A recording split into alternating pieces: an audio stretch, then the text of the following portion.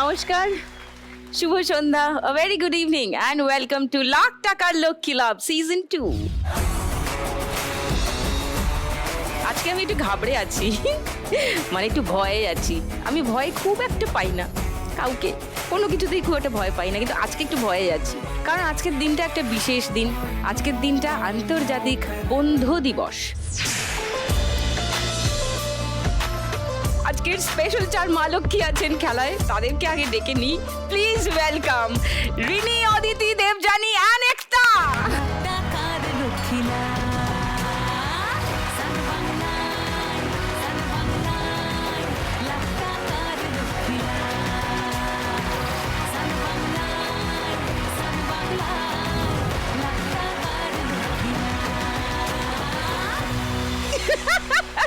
নমস্কার।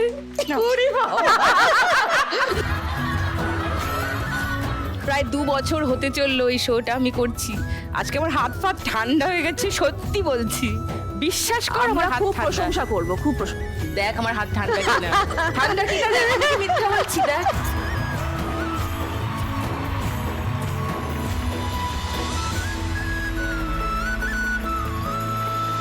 নমস্কার দিদিমণি, ভালো আছি? আচ্ছা, আপনারা সবাই ভালো আছেন? সবাই ভালো আছি। আমরা ক্লাস 3 এর বন্ধু। ক্লাস 3-তে আমি কলকাতায় আসি, সেখানে ইনি ছিলেন, আরো অনেকে ছিলেন, তার মধ্যে ইনিও ছিলেন। সেই যে দেখা হলো, অনেক কিছু আছে। ও মা গো, আমি খুব ভয়ে আছি কি হবে আজকে আমার। রিনি তার নিজের ক্ষমতায়, নিজের জোরে, নিজের জায়গায় রিনি অত্যন্ত প্রিয় এবং সকলের খুবই পপুলার সঞ্চালক। সমস্ত রকমের মাধ্যমে রিনি কাজ করে এবং দারুণ। এই যে ও আমার সম্পর্কে যেই কথাগুলো বললো, সেই প্রত্যেকটা কথার পিছনে যে মানুষ, সে হচ্ছে এই সুদীপ্তা চক্রবর্তী না থাকলে আমার তো মিডিয়াতেই আসা হতো না। ঠিক, হ্যাঁ, মানে আমি হচ্ছি সেই লোক যার জন্য আমার মিডিয়ায় আসা। কারণ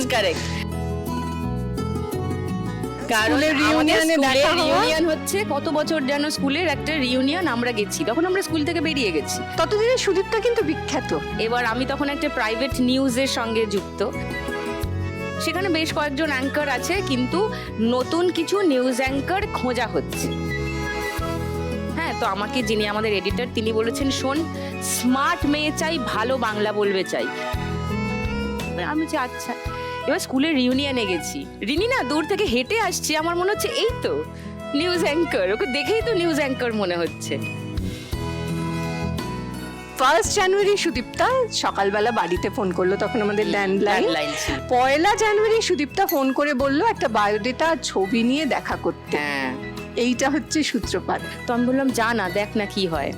তারপর তো সুতরাং আমি বাকিটুকু, যতটুকু সুদীপ্তা বলেছে তার খানিকটা যদি আমি হই, বাকিটা কি বাজে কথা।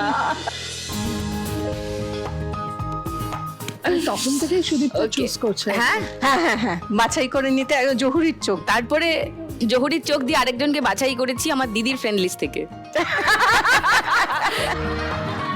কারণ অদিতি রায়, হ্যাঁ, খুবই বিখ্যাত সাংবাদিক, নিউজ অ্যাঙ্কার, টিভি অ্যাঙ্কার, এখন তার নিজস্ব সোশ্যাল মিডিয়া চ্যানেল চলছে, প্রতিবাদী, সবই ঠিক আছে, কিন্তু ও ছিল হচ্ছে আমার দিদির বন্ধু।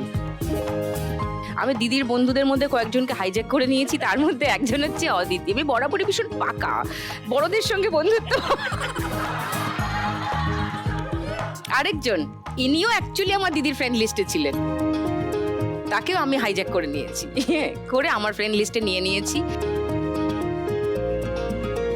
আরেকজন মিটি মিটি হাসছে, ও বোধহয় নিরাড়িয়ে ছিল ফ্রেন্ড লিস্ট।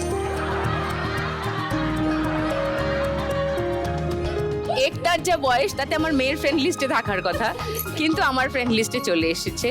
ওই যে ইন্টারভিউতে জিজ্ঞেস করে না, who is your 2am friend, 3am friend, রাত্রির 2-3টে একটা হয় না একজন বন্ধু যার সঙ্গে কথা হয়, এই যে